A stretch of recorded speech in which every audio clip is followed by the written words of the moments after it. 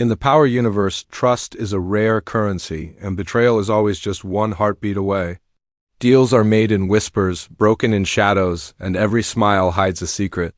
Somewhere in this storm of ambition and revenge, there's one question. So dangerous, so sharp that it can slice through every lie and expose the truth no one is ready to face. Ask it once and nothing stays the same. Ask it twice and you might not live long enough to hear the answer. Asterisk, it starts on a cold night, the kind where the streets seem to hold their breath. The city lights flicker against wet asphalt, and somewhere, in the maze of alleys and high-rise towers, the balance of power is about to shift. For weeks, tension has been building like a storm behind closed doors.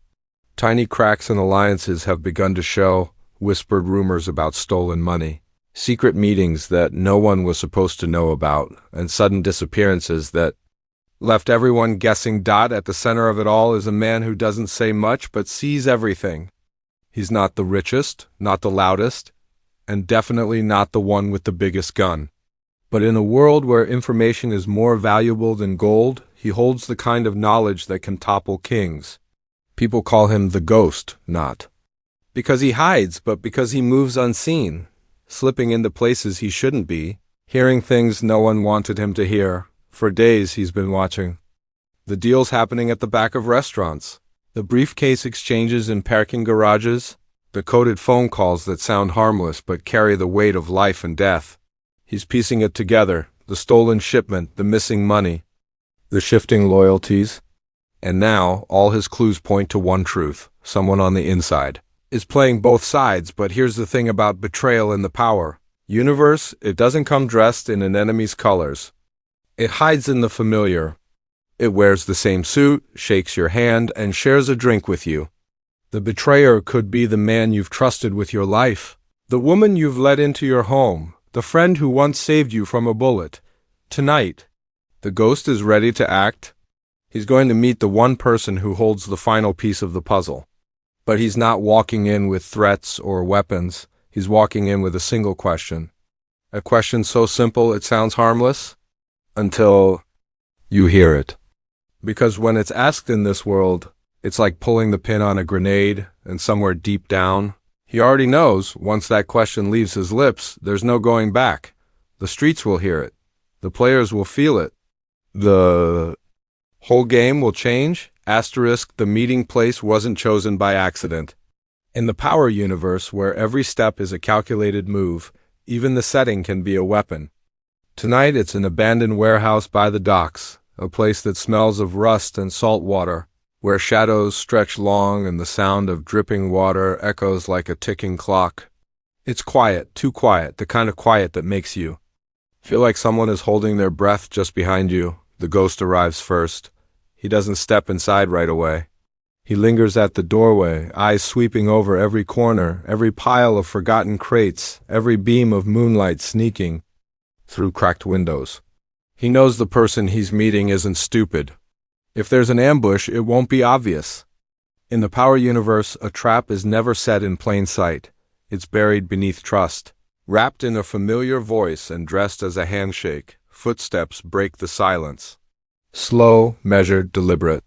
The kind of walk that says, "I'm not afraid of you." Out of the shadows steps a figure in a long coat, collar turned up against the cold. No names are exchanged. They don't need them. Names are for people who plan to walk away alive. The ghost doesn't waste time. "I've been watching," he says, his voice low, almost casual, "and I've seen enough to know there's a leak. Someone's been feeding information to the other side." His words hang in the air, heavy enough to make the other man shift ever so slightly, a tiny movement, but one the ghost doesn't miss. But here's the thing about truth in this world. It's a currency no one wants to spend. Everyone's got a pocket full of lies and they trade them like chips in a game they can't afford to lose. The man in the coat smirks, but it doesn't reach his eyes. "You've been watching the wrong people," he says. "The problem isn't who you think it is." The ghost takes a step closer. "Maybe," he replies, "but the problem always knows it's being hunted." He can see it now, the subtle tightening of the jaw, the faint flicker in the man's gaze as it shifts to the left, toward a shadowed corner. He's not alone. The ghost knows without turning his head that someone else is there, listening, waiting. The air feels heavier. Somewhere outside, a foghorn moans across the harbor, a reminder that the rest of the city is still moving, still breathing, while inside this warehouse, time is slowing to a crawl. The ghost knows the next few minutes will decide everything. He reaches into his coat, but not for a weapon. Instead, he pulls out a small, folded piece of paper. "I found this," he says, holding it out. "You know what it means?"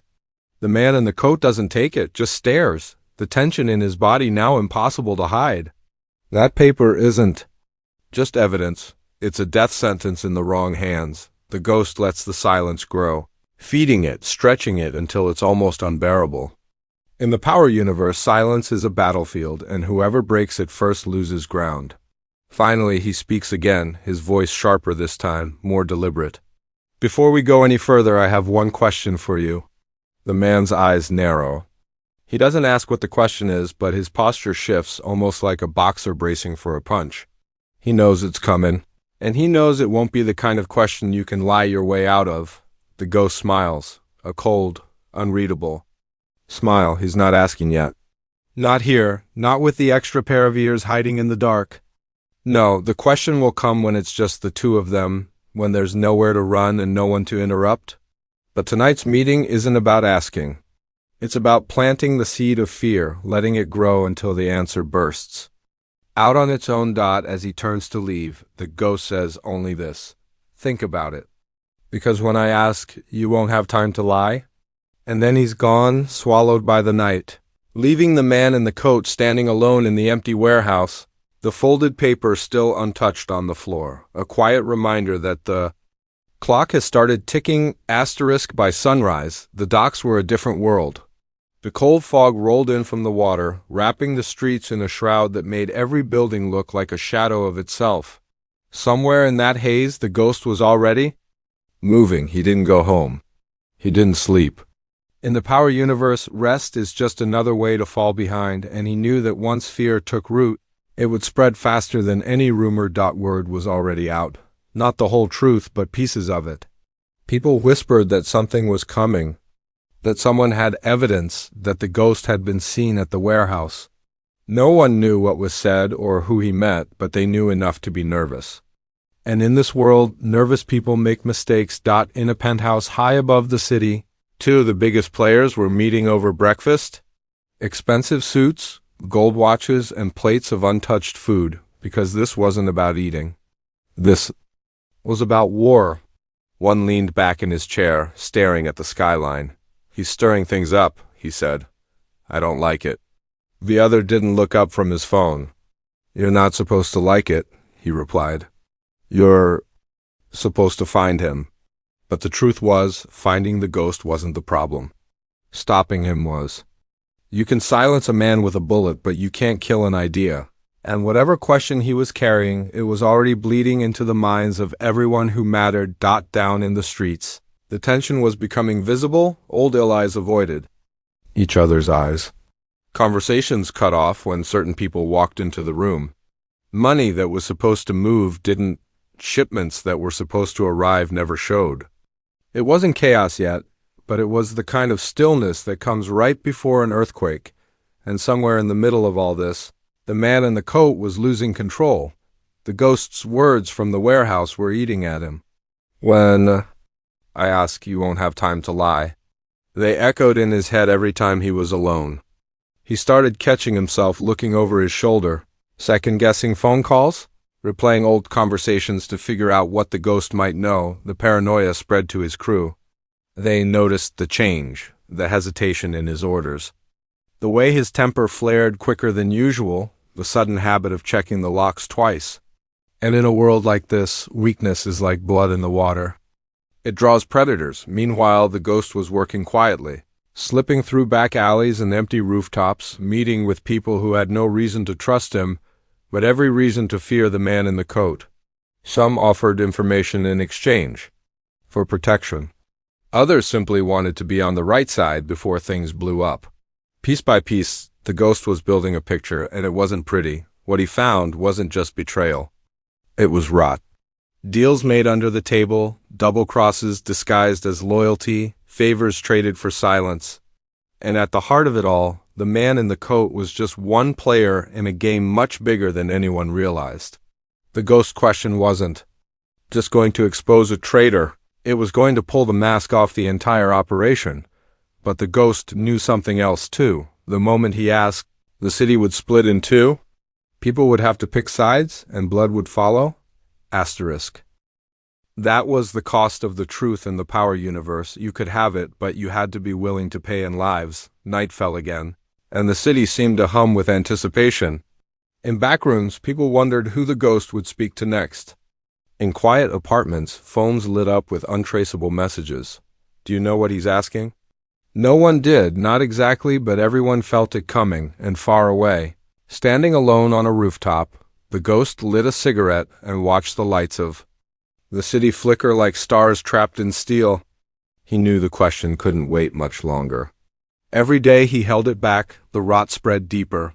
But once he asked, there would be no undoing it. He took a drag, let the smoke drift into the night, and whispered to himself the same thing he'd been whispering for weeks. When it's time, it will cut like a knife. Asterisk. The night it happened, the city didn't sleep. You could feel it in the air, a weight pressing down on the streets, a hum in the neon lights. Rain slicked the pavement, turning every shadow into something alive, something watching. Somewhere deep in that restless night, the ghost decided it was time. No more waiting, no more games.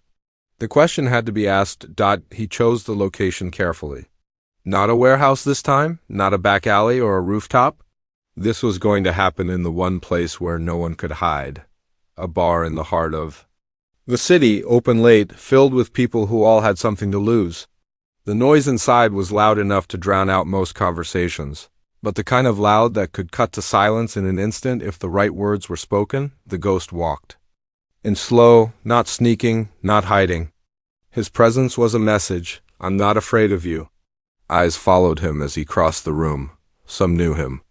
Most just felt the pull of danger, the way animals sense a storm before it breaks. In the far corner, the man in the coat sat with two of his closest men, a drink in front of him he hadn't touched. The ghost didn't ask for permission. He sat down across from him, leaning forward just enough for their eyes to lock. The noise of the bar seemed to fade, like the entire place was holding its breath. For a moment, neither spoke. Then the ghost reached into his coat again, but this time there was no folded paper, no threat. Only stillness. I'm going to ask you one thing, the ghost said, voice low but carrying enough weight to slice through the air. And when I do, you'll answer me. Because you already know that not answering is worse than telling the truth. The man in the coat's jaw tightened. One of his men shifted in his seat, but a quick glance from his boss froze him in place. The ghost leaned in just a little more, his eyes never blinking, and then he asked it, Who do you really work for? It was a short question, simple, but in the power universe, it was the kind of question that ripped the floor out from under. You could see it in the man's face, the calculation, the panic, the flash of recognition that someone had finally cornered him. He didn't answer right away. He glanced toward the door, toward his men, toward the half-empty bar where every set of eyes was now on him. The silence grew. It wasn't the kind of silence that waits politely, it was the kind that crushes you, that forces you to either speak or break. His men looked restless now, unsure whether to act or keep waiting. Finally he spoke, but it wasn't the truth. You think you know something, he said, forcing a smirk that didn't reach his eyes. You don't. The ghost didn't move, didn't blink. I know enough, he replied, to end you without firing a shot. And with that he pushed back his chair, stood, and walked away, leaving the question hanging in the air like smoke. But here's the thing. In the power universe, once a question like that is asked, it never really goes away. It echoes. It festers. It makes people look at you differently, makes allies start wondering if you're the one who's been selling them out. The man in the coat felt it already, the shift in the room, the subtle doubt in his men's eyes, the way no one quite turned their back on him anymore. By the time the ghost stepped out into the rain, the damage was done. He didn't need the answer.